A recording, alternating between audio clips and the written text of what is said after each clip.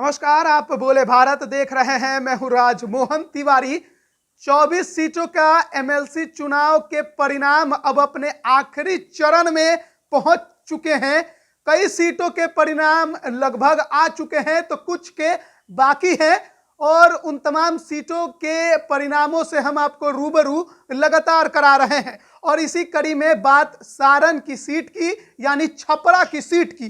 छपरा की सीट इस बार हॉट इसलिए बन गई थी क्योंकि इस सीट पर जो निवर्तमान एमएलसी थे बीजेपी के सच्चिदानंद राय, उनका टिकट बीजेपी ने काट दिया और उनकी जगह पर एक नया चेहरा धर्मेंद्र कुमार सिंह को उम्मीदवार बीजेपी ने बनाया। सच्चिदानंद राय बागी हो गए और निर्दलीय इस सीट पर ताल ठोक दिया उन्होंने। वहीं दूसरी तरफ आरजेडी ने भी यहां से एक नए खिलाड़ी सुधांशु रंजन पांडे को उम्मीदवार बनाया।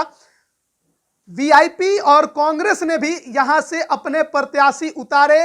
लड़ाई माना जा रहा था कि बीजेपी और आरजेडी के सुधांशु रंजन पांडे में होगी, लेकिन त्रिकोणीय कोण इस बार सच्चिदानंद राय बना रहे थे।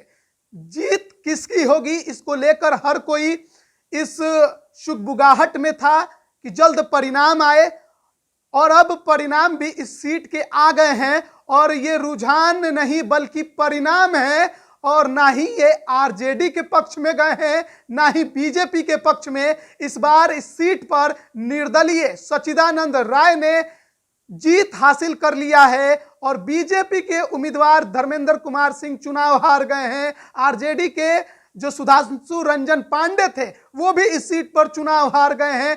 निवर्तमान एमएलसी थे इस सीट के सच्चिदानंद राय, भूमिहार जाति से आते थे।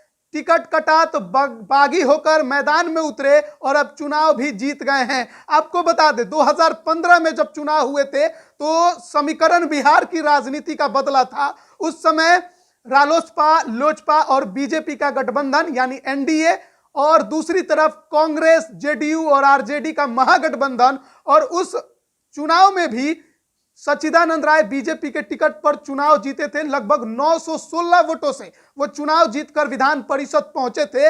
लेकिन इस बार बीजेपी के शीर्ष नेतृत्व ने उनका टिकट काटा तो बागी होकर मैदान में उतरे और अब उन्होंने चुनाव भी जीत लिया है। तो ये बड़ी खबर सारण की सीट से हम आपको बता रहे हैं। निवर्तमान एमएलसी और निर्दलीय प्रत्याशी सच्चिदानंद राय सारण की सीट पर चुनाव जीत चुके हैं। आप बने रहिए बोले भारत के साथ। पल पल के अपडेट से हम आपको रूबरू करा रहे हैं। आप सभी का बहुत बहुत धन्यवाद।